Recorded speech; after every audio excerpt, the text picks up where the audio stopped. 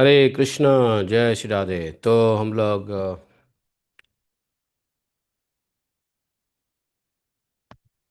ये विजिताश्व खंड श्रीमन गर्ग संहिता 43 अध्याय श्रवण करेंगे।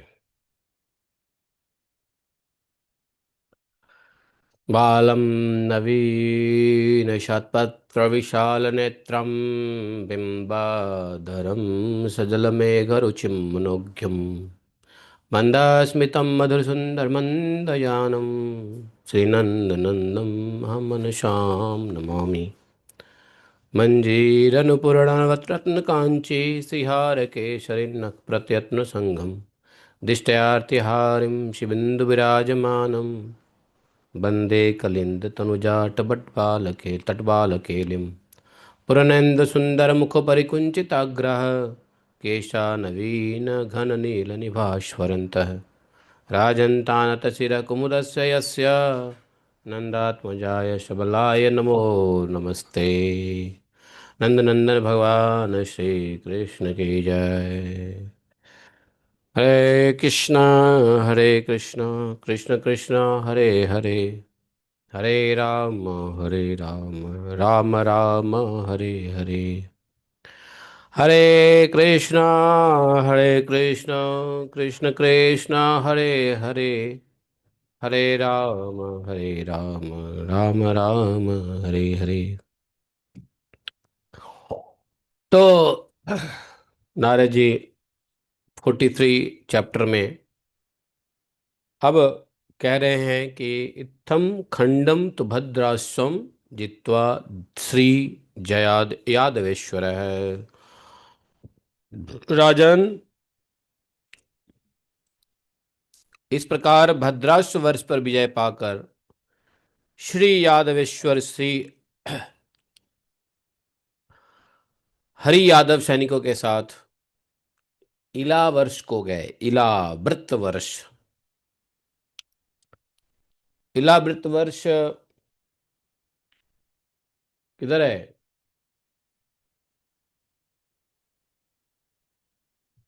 इला वृत्त वर्ष जो है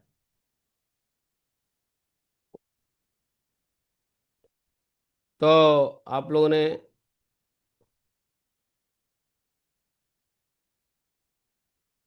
ये रम्यक वर्ष, इलावृत वर्ष। हरे कृष्णा, कुछ प्रसाद खिलाओ इनको। तो इलावृत वर्ष वही वर्ष है, बीच वाला वर्ष, जिसमें सुमेरु है ना, सुमेरु। सुमेरु पर्वत। सुनो, अरे वो मक्खन है ना, तो खाखड़ा है ना, बोलो। और दही होगा, मक्खन होगा, बहुत कुछ होगा। तो इलावृत वर्ष बीच का वर्ष है जहां पे मेरु पर्वत है। सुमेरु मेरु, तो वही इलावृत है। भद्र भद्राश्व वर्ष में चले गए। जो इलावर्ष, इलावृत के दाएं साइड में भद्राश्व वर्ष है, और बाएं साइड में केतुमाल, उत्तर केतु, क्या है, हिरण्यमय वर्ष, रम्यक वर्ष, इस सब में हो गए। इस सब में होके आ गए। अब पहुंचे इलावृत वर्ष में। वहां का एक राजा है, इलावृत वर्ष का राजा, उसका नाम है शोभन। शोभन से मुलाकात हुई। थोड़ा इलावृत वर्ष में, इलावृत वर्ष का थोड़ा सा वर्णन है कि वहाँ के शिखर बड़े सुशोभित थे, देवताओं का निवास स्थान है, दीप्तमान स्वर्ण में पर्वत तो है ही, गिरिराजाधिराज सुमेरु, जो भूमंडल रूपी कमल की कर्णिका के समान शोभा पाता है। उसके चारों ओर मंदर, मेरु मंदर, सुपार्श और कुमुद, ये 4 प्रकार के पर्वत शोभा पाते हैं। चारों से घिरा हुआ वह गिरिराज सुमेरु धर्म अर्थ काम और मोक्ष चार पदार्थों से युक्त मनोरथ की भांति शोभा पाता है। इलावृत वर्ष में जम्बू फल के रस से उत्पन्न होने वाला जाम्बुनद नामक एक स्वतः सिद्ध स्वर्ण उपलब्ध होता है। तो वहाँ पे एक नदी है, जम्बूरस से भरा हुआ एक नदी है जिसको अरुणोदा नदी कहते हैं, इलावर्स के अंदर में, जिसकी जल पीने से भूतल पर कोई रोग नहीं होता है। अगर इस अरुणोदा नाम की नदी प्रकट जो हुई है वहाँ जम्बूर रस से, अगर इस नदी के जल पी लिया जाए तो भूतल पर कोई रोग नहीं होगा। नारद जी बहुलाशु जी को कह रहे हैं कि राजन, कदम्बजा मधुधारश्च पंच यासां तु पाने नृणां कदापि शीतोष्ण वैवर्ण्य परिश्रमाद्या दौर्गन्ध भावा न भवन्ति राजन्। यदुद्भवा कामदुधा नदाश्च रत्नात् नवासः शुभभूषणानि शय्यासनादीनि फलानि यानि दिव्यानि तानि तत्चर्पयन्ति। बोले राजन, वहाँ कदम्ब वृक्ष से उत्पन्न कादम्ब नामक मधु के 5 प्रकार की धाराएं प्रवाहित होती है। सुनो, इलावृत वर्ष में आप लोग जाओगे नहीं जीवन में कभी भी, इसलिए ये सुन करके ही, नारद जी के मुख से इलावृत वर्ष के बारे में सुन करके ही जान लो। यहाँ जाने का मौका मिले या ना मिले भगवान जाने, है कि नहीं। लेकिन शास्त्र से जब हम इन चीज़ों को सुन लेते हैं तो वहाँ जाने का ही फल मिल जाता है, वहाँ स्नान करने का फल मिल जाता है। इसलिए शास्त्र दिया गया है, शास्त्र चक्षु से देख सकते हैं, जा सकते हैं। तो यहाँ पर कादम्ब नामक मधु की 5 धाराएं प्रवाहित होती है, जिनके उस वो जो कादम्ब नामक मधु की जो धाराएं हैं उस वो यदि मनुष्य पी ले तो कहते हैं सर्दी गर्मी और विवरणता, विवरणता मतलब किसी की कांति नष्ट हो जाए, जैसे किसी का बढ़िया तेज कांति है वो नष्ट हो जाए, उसको बोलते विवरणता। कोई गोरा है तो काला हो जाए, मोटा है तो पतला हो जाए, ऐसा विवरणता। तो वो कांति फीका कभी नहीं पड़ता है, थकावट कभी नहीं होती है, दुर्गंध आदि कोई दोष ही नहीं होता। उन मधु धाराओं से कामपूरक नद प्रकट होता है, और जो मनुष्यों की इच्छा के अनुसार रत्न अन्न वस्त्र सुंदर आभूषण सैया आसन आदि दिव्य प्रकार के नाना नाना प्रकार के फल उन सबको अर्पित करते रहते हैं। इस प्रकार वहाँ एक सुप्रसिद्ध ऊर्ध्वन है, जानते हो, उस ऊर्ध्वन में भगवान शंकरसन विराजते हैं, और उस वन में भगवान शिव स्वतः अपनी प्रेयसियों के साथ रमन करते हैं, जिसमें गए हुए पुरुष तत्काल स्त्री रूप में परिणत हो जाता है। इला वर्ष के अंदर में ये जो ऊर्ध्वन वन है, इसमें सिर्फ शिव जी अपने प्रियतम जगदम्बा माता के साथ रमन करते हैं, और ऐसा है कि उस वन में कोई भी पुरुष जाएगा तो स्त्री बन जाता है। ये शिव जी ने माता पार्वती को प्रसन्न करने के लिए ऐसा वरदान दिया था, समझे।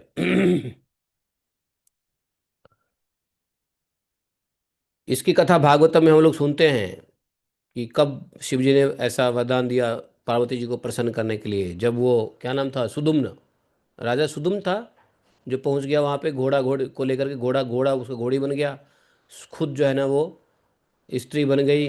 नहीं, तो क्या नाम था उसका, इला, इला नाम की स्त्री बन गई ना, क्योंकि उसको, उसका भी एक कहानी भागवतम में हम लोग सुनते हैं कि वो राजा पुत्र कामेष्टि यज्ञ कर रहा था, तो ऋत्विजों ने पूछना चाहा कि भाई आपको क्या चाहिए, पुत्र या पुत्री। तो राजा कुछ नहीं बोला। उसकी पत्नी बोल दी कि नहीं, पुत्री चाहिए, क्योंकि उनको पुत्री की इच्छा थी, तो उनको पुत्री, लेकिन राजा को पुत्र चाहिए था। तो पुत्री प्रकट हुई।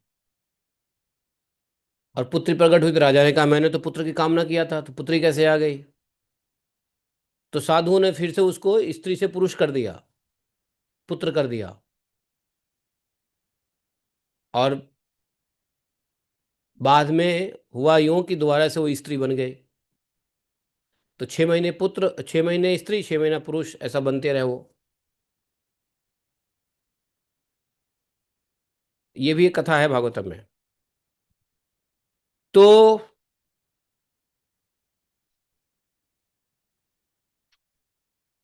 वहां पर जो है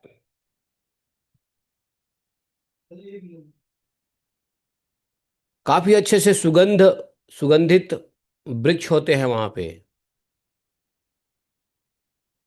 वैदूर्य मणि के अंकुरों से विचित्र लगने वाली वहां की मनोहर स्वर्णमयी भूमि को देखते हुए भगवान श्रीहरि अलंकार मंडित देवताओं से पूर्ण इलावृत वर्ष को जीतकर वहां से भेंट प्राप्त किए।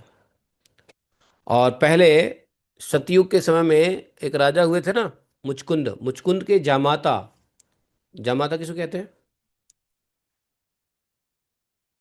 शोभन ने भारतवर्ष में एकादशी का व्रत करके जो पुण्य अर्जन किया, उसके फलस्वरूप देवताओं ने उन्हें मंदराचल पर निवास दे दिया। आज भी वह राजकुमार कुबेर की भांति रानी चंद्रभागा के साथ वहां राज्य करता है। वह परम सुंदर शोभन भेंट लेकर के देव प्रवर भगवान श्री कृष्ण के सामने गया, और यदुकुल तिलक श्री हरि कृष्ण की, भगवान श्री कृष्ण की परिक्रमा किया, और शोभन उनके स्तुति किया, प्रणाम किया, भेंट देकर पुनः वापस मंदराचल पर्वत पे आ गया। यहाँ पर बहुलाद से जो है, राजा बहुलाद से जनक जी के जनक मिथिलेश्वर, मिथिला के राजा, उन्होंने नारद जी से एक प्रश्न किया कि नारद जी ये बताइए, शोभने च नृपे जाते भगवान मधुसूदना, तो अग्रे चकार किम देवो बद देवर्ष तम। कि राजा शोभन के चले जाने पर भगवान मधुसूदन ने आगे क्या किया? हरे कृष्ण, उद्धन बताए। क्या खाए खाए? वहां हो गया पूजा वूजा? अब क्या हो रहा है? अच्छा। तो क्या ब्राह्मण ब्राह्मण बिना प्रसाद के चले जाते हैं? अरे, यही कलयुग का, सारा कलयुग का प्रभाव चल रहा है। हाँ, नहीं वो बाहर से मंगा रहे हैं, बाहर से मंगा रहे हैं। बहुत टाइम है, रोज आना है इस समय। मतलब एक एक करना है, उसमें कोई आया नहीं मेरे साथ। हाँ। नहीं नहीं, इसमें टाइम लगेगा मुझे भी। तो ब्राह्मण भोजन के बिना कौन सा यज्ञ सफल होता है? आप ब्राह्मण भोजन पाया वहां? मन ही मन पा लिया, दक्षिणा मिली? भोजन दक्षिणा? वो दक्षिणा नहीं। भोजन दक्षिणा। नहीं नहीं, देखो जब तक आप समझाओगे नहीं तो बस से मैं वो लिस्ट था, लेकिन मेरे को यहाँ पे आके ये मैंने लस्सी भी ना जो मैया ने पिलाई। अरे वो ठीक है, बट देन ऐसा है, आप लोगों को भी देखो, मैं भागवतों से लोगों को एडुकेट करता हूँ। आप लोगों को एडुकेट करा करो भाई, ब्राह्मण को वैसे भी खिलाना पिलाना दक्षिणा देना चाहिए। और ब्राह्मण जब पूजा कराया तो बिना कुछ खाए तो जाना ही नहीं चाहिए। अब वही जा रहे हो? हाँ, तो कुछ खा लेना, वरना अगले का कल्याण नहीं होगा। और सुनो, खा के दक्षिणा भी मांग लेना, भैया भोजन दक्षिणा दो, वरना सब यज्ञ की पत्र, यज्ञ नाराज हो जाएंगे फिर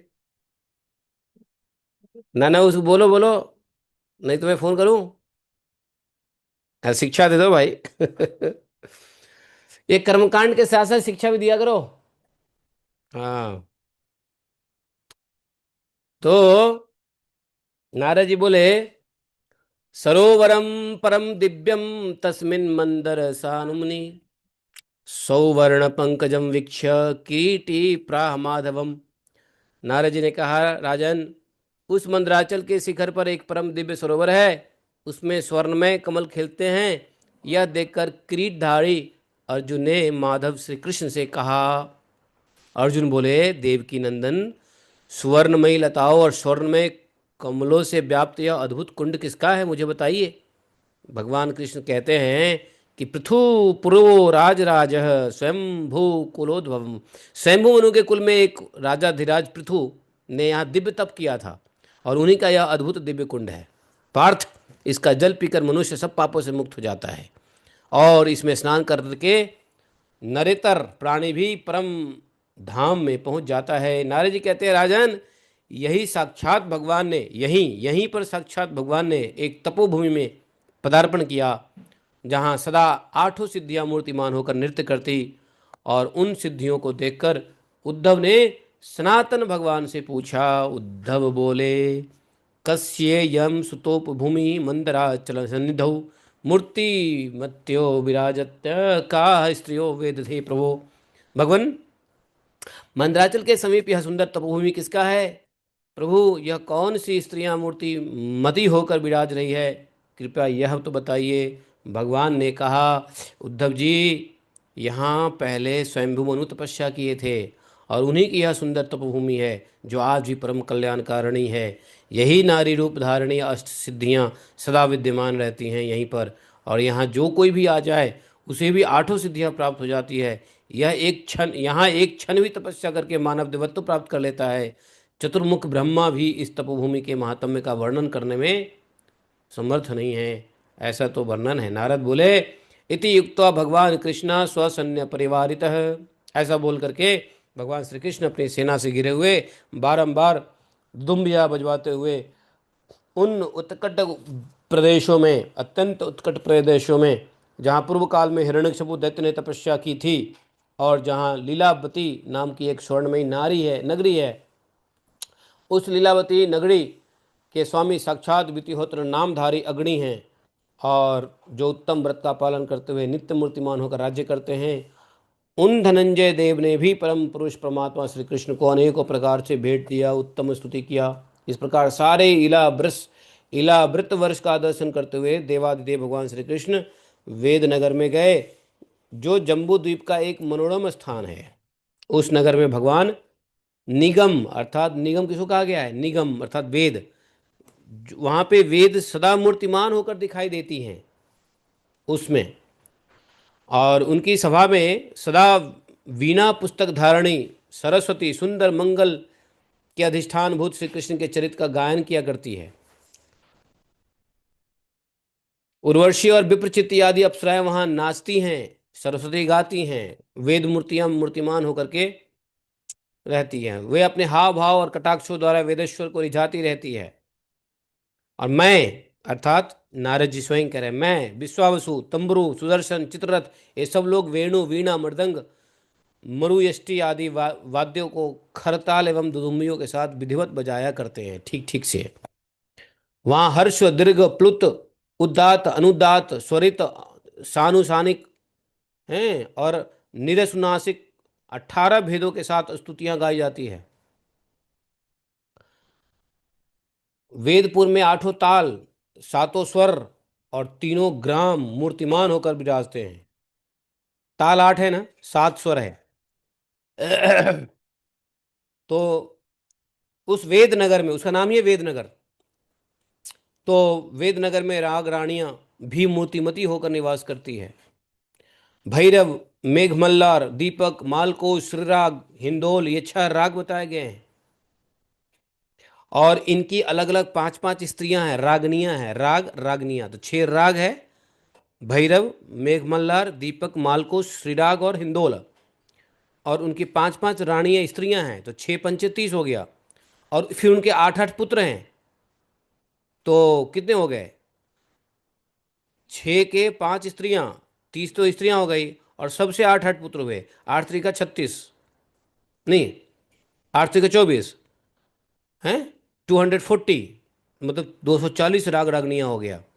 सब मूर्तिमान होकर के वहाँ पे रहते हैं। भैरव भूरे रंग का है, भैरव इसलिए नाम पड़ा राग राग का कि भूरे रंग के हैं वो। मालकोस रंग तोते के समान है, मेघमल्लार का रंग कांति मोर के समान है, दीपक का रंग सोने के समान है, श्रीराग जो मेन 6 है राग, वो अरुण रंग के समान है श्रीराग, हिंदोल, हिंदोल का रंग दिव्य हंस के समान शोभा पाता है। हिंदोल राग, आप पुष्टि मार्ग में जाओगे ना तो हिंदोल राग में भगवान की बड़ी गायन चलती रहती है दिन में। हिंदोल, हिंदोल राग, ज़्यादातर हिंदोल राग सुना है। जय श्री माता जी। ये देखो पुष्टि मार्गी एक माता जी हमारे पास है। हिंदोल सुना है? हिंदोल नहीं सुना है? बोला से ने पूछा, तालानां च स्वराणां च ग्रामाणां मुनिसत्तमं कृत्यानां कति भेदा वैनाभिसहितान् वद।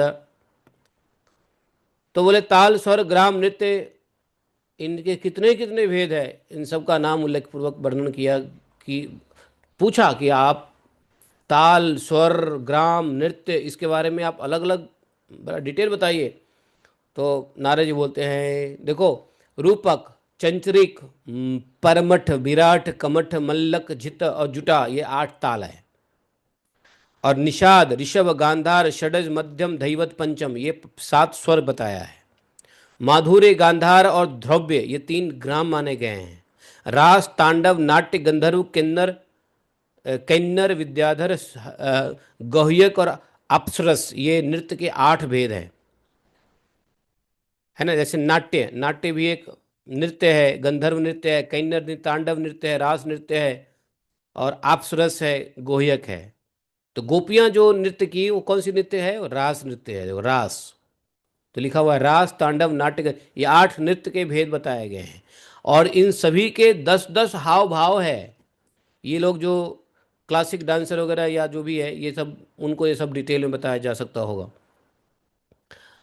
और स्वर को बोध कराने वाला है, ये जो जो स्वर को बोध कराने वाला है, नी से निषाद, तो सारे गम पौधा नी, निषाद, दैवत, ऋषभ, गंधार, षडज, मध्यम, दैव, ये सब जो है ये बोध कराने वाला 7 स्वर है, स्वर के पद हैं। राजन, यह सब मैंने तुम्हें बताया, अब क्या सुनना चाहोगे? तो बहुलास जी ने पूछा, ठीक है आपने ये सब बताया, लेकिन राग रानियों के बारे में बताइए। राग रानी और राग के पुत्रों के नाम बताइए। वेद आदि के द्वारा भगवान का स्तवन कैसे हुआ? बहुलास ने पूछा। तो नारद जी ने बताया कि काल भेद, देश भेद, स्वर मिश्रित क्रिया के भेद से विद्वाने ने गीत को 56 करोड़ भेद बताया है। ओ नारायण नारायण। विद्वानों ने गीत के 56 करोड़, 56 करोड़ के गीत होते हैं। इन सबके अंतर्भेद तो अनंत हैं। आनंद स्वरूप शब्द ब्रह्ममय श्री हरि हैं। इन्हीं को तुम राग समझो। इसलिए भूतल पर इन सबको जो मुख्य मुख्य भेद है उन्हीं का मैं तुम्हें सामने वर्णन करूंगा। 56,000 का कहाँ वर्णन करूंगा? बोले ठीक है महाराज, उतना ही वर्णन कीजिए। बोले भैरवी, पिंगला, शंकी, लीलावती, आगरी, ये भैरवी राग के 5 रागनियां हैं, बताए ना सभी रागनियां और महर्षि, स्मृद, पिंगल, मागध, बिलावल, वैशाख, ललित, पंचम, ये भैरव राग के भिन्न भिन्न 8 पुत्र बताए गए हैं। इसी प्रकार से चित्रा, जयंत, जयंतवती, जयवंती, विचित्रा, वज्रमालारी, अंधकारी, ये मेघ मल्लार राग की 5 मनोहरणीय रानियां कही गई है। और उसके 8 पुत्र हैं, श्यामकार, सोरठ, नट, उड्डयन, केदार, ब्रजहस्य, जलधार और बिहाग, ये मल्लार राग के 8 पुत्र बताए गए हैं। मल्हार है ना। कंचुकी, मंजरी, टोडी, गुर्जरी, शाबरी, ये दीपक राग की 5 रानियां हैं, रागणियां हैं, टोडी। और इनके 8 जो पुत्र हैं, कल्याण, देखो कल्याण राग है ना, कल्याण, शुभ काम, गौर कल्याण, कामरूप, कन्हरा, राम संजीवन, सुखनामा और मंदहास, ये संगीत के विद्वानों द्वारा दीपक राग के 8 पुत्र कहे गए हैं। गांधारी, वेद गांधारी, धनाश्री, शर्मणी और गुणागणी, ये 5 राग मंडल में मालकोश राग की रागणियां कही गई है। मेघमचल, मेघ, मचल, मारूमाचार, कौशिक, चंद्रहार, घूंघट, विहार और नंद, ये मालकोश राग के 8 पुत्र बताए गए हैं। उसी प्रकार से बैराटी, कर्नाटी, गौड़ी, गौड़ावटी तथा चतुष्कर, चतुश्चंद्र कला, ये पुरातन पंडितों द्वारा कही गई श्री राग की विख्यात 5 रागनियां। और श्री राग के जो 8 पुत्र हैं सुनो, शारंग, सागर, गौड़, मरुत, पंचशर, गोविंद, हमीर तथा गिरभी, ये श्री राग के 8 मनोहर पुत्र हैं। और हिंदोल, हिंदोल है ना, हिंदोल राग है तो उसकी रागिणी कौन है? तो पहली है बसंती, प्रजा, हेरी, तेलंगी और सुंदरी। और उसके जो 8 पुत्र हैं हिंदोल के, मंगल, वसंत, विनोद, कुमुद, मंगल राग, बसंत राग, विनोद राग, कुमुद राग, विहित राग, विवाह, स्वर तथा मंडल, ये 8 हिंदोल राग के पुत्र बताए गए हैं। इस प्रकार राग मंडल को अलग अलग भेद बताए गए हैं मिथिलेश्वर। यह राग रूप और शास्त्र जो है वह वेदराज बिहार स्थल समझो। तो वेदराज, ये जो नगरी है वेदराज, उसमें सभी राग रानियां और उनके पुत्र क्या है, वहां मूर्तिमान होके रहते हैं as a citizen of that country, राज्य। बहुलास ने पूछा, महाराज शब्द रूप, शब्द ब्रह्म रूप श्री हरि साक्षात स्वरूप महात्मा निगम वेद के भूतल पर कौन कौन से अंग है मुझे बताइए। अब यहाँ पे देखो ऐसा है कि भगवान श्रीहरि का मुख वेद स्वरूप, यदि वेद भगवान है तो भगवान का मुख क्या है? अगर वेद भगवान है तो उस वेद भगवान का मुख क्या है? तो नारद जी कहते हैं मुख व्याकरण है। मुखम व्याकरणम व्याकरणम प्रोक्तम पिंगल पाद उच्यते, मीमांसा शास्त्रम हस्तौ च ज्योति नेत्रम प्रकृततम। वेद स्वरूप श्रीहरि का मुख व्याकरण कहा गया है। पिंगल कथित छंद शास्त्र है, उनके पैर बताए गए हैं। छंद शास्त्र, छंद पैर हैं। मीमांसा कर्मकांड हाथ है। वेद भगवान के व्याकरण मुख है, मीमांसा कर्मकांड है, ज्योतिष शास्त्र आंख है, आंख ज्योतिष शास्त्र है। आयुर्वेद पीछे का पृष्ठ देश है, पीठ है आयुर्वेद। धनुर्वेद वक्षस्थल है। गांधर्वेद जिह्वा है। अब वैशेषिक शास्त्र मन है। सांख्य बुद्धि है। न्यायवाद अहंकार वेदांत, न्याय न्याय अहंकार है। वेदांत महात्मा वेद का चित्त है। राजन ये सब बात तुम्हें बताई और क्या सुनना चाहते हो? अब सुनो, इस बात को हम भी पहली बार जान समझ रहे हैं कि भगवान वेद स्वरूप हैं तो व्याकरण मुख्य है। छंद उनके पैर बताया, मीमांसा हाथ है, ज्योतिष नेत्र है, पीठ आयुर्वेद है, धनुर्वेद उनका वक्षस्थल है, गंधर्ववेद उनका जीवा है, वैशेषिक शास्त्र है। अब समझ में आई बात। तो बहुलाद से पूछते हैं कि नारद जी उस वेदपुर में जाकर साक्षात भगवान श्रीहरि ने क्या किया, यह तो बताइए। नारद जी बोले, सुनो राजन, कृष्ण भगवान जब वेदपुरी में आए तब निगम अर्थात वेद भी सरस्वती के साथ भेंट लेकर गंधर्व अप्सरा ग्राम ताल स्वर भेदों सहित राग और राग सभी के साथ उन्होंने हाथ जोड़कर भगवान को प्रणाम किया। और देवताओं के भी देवता साक्षात भगवान जनार्दन वेद पर प्रसन्न हो समस्त यादवों के समक्ष उनसे बोले। भगवान ने क्या कहा सुनो। हे निगम अर्थात वेद को, निगम तम वरम ब्रूहि यत्ते मनसि प्रवर्तते दुर्लभम किं त्रिलोकेशु भक्ता नाम हर्षिते मई।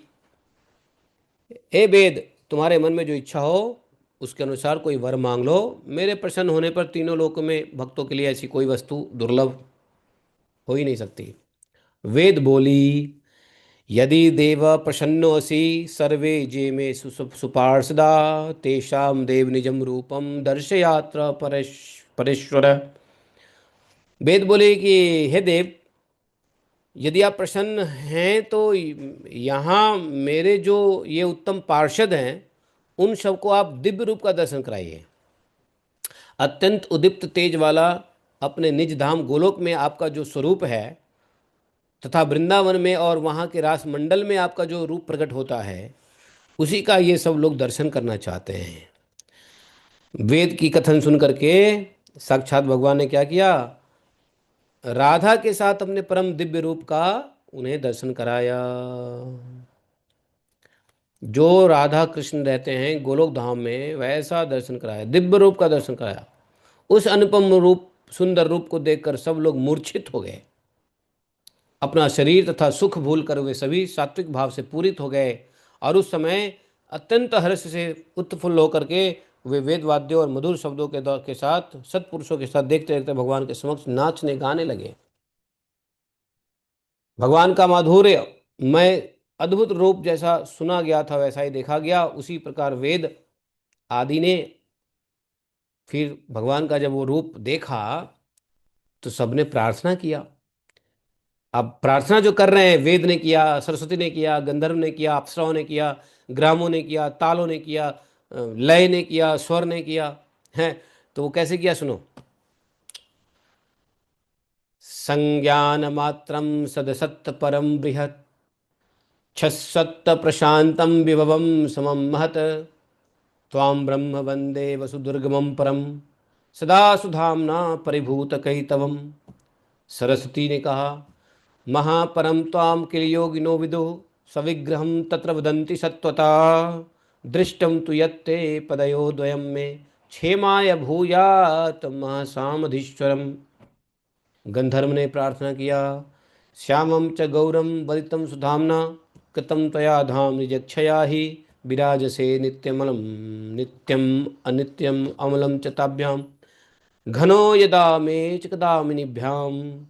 अप्सरा ने कहा, यथा तमाला कलधौ तल्वल्या घनो यथा चंचलया चकास्ति नीलो द्विजाजो निक्षा स्म कन्या श्रीराधया द्युस्तु तथा रमण्यं।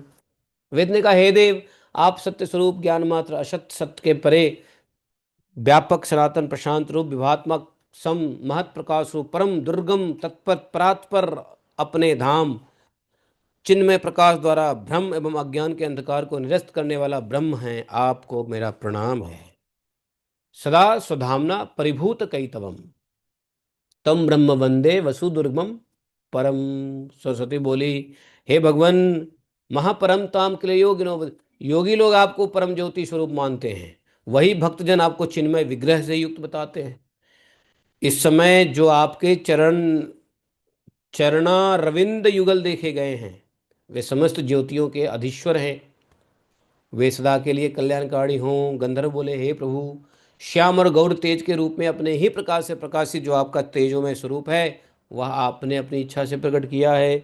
उन्हीं युगल धामों स्वरूपों से आप नित्य उसी प्रकार पूर्णतया विराजित रहते हैं जैसे मेघ श्याम वर्ण और बिजली से शोभा पाता है।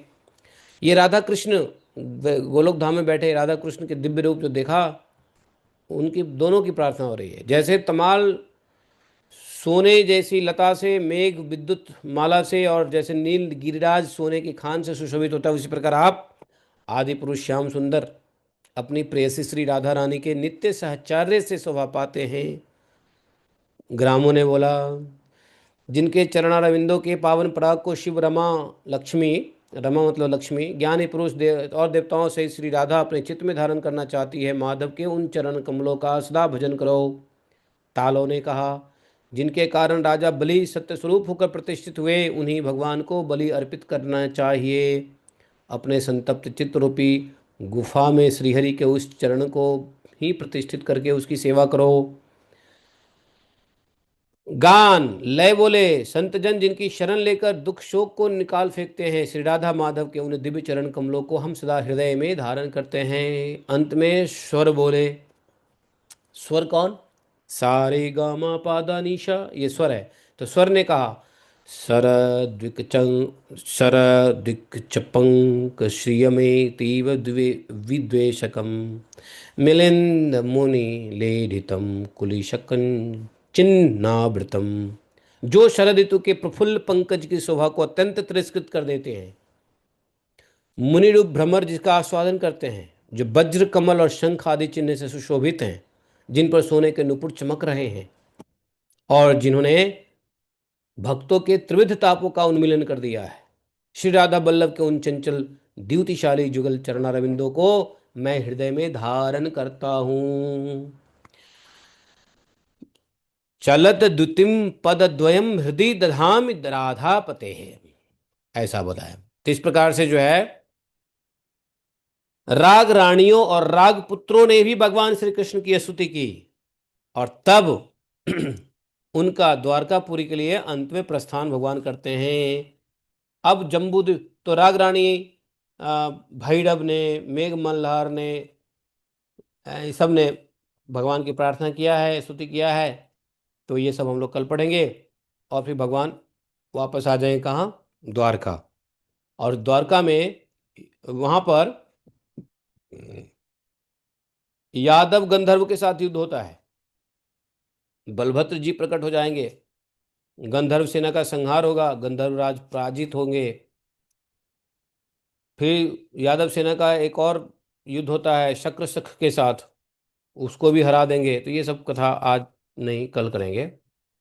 और इसी के साथ दो तीन चैप्टर और है, और ये विश्वजीत खंड समाप्त हो जाएगा। हम लोग बलभद्र खंड में प्रवेश करेंगे। बलराम जी के विशेष गुण कृति लीला का वर्णन होगा बलभद्र खंड में। तो 45वें अध्याय कल करेंगे।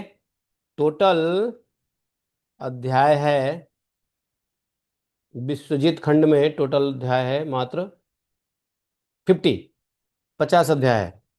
तो 45 में हम लोग आ ही गए हैं, बाकी कल करेंगे। ओम नमो गोवर्धन उद्धारणाय, गोविंदाय गोकुल निवासाय, गोपालाय गोपालपतये, गोपीजन भर्तरे गिरिगुजधत्रे करुणानिधे, जगद्युदय जगत्मंगलाय, जगत्निवासाय जगत्मोहनाय, कोटि मनमत मनमथाय, शिवान वृषभानुसुधावराय, श्रीरेन्द्राज कुलप्रदीपाय, श्रीकृष्णाय परिपूर्णतमाय, तमसंख ब्रह्मांडपतये, गोलोकधामधिष्णाधिपतये, स्वयं भगवते सबलाय नमस्ते। नमस्ते नमस्ते। शयति अधिकं जन्मनो व्रज, शयत इन्दिरा शाश्वतत्रयी, दयितदिश्यता, यच्युतावका।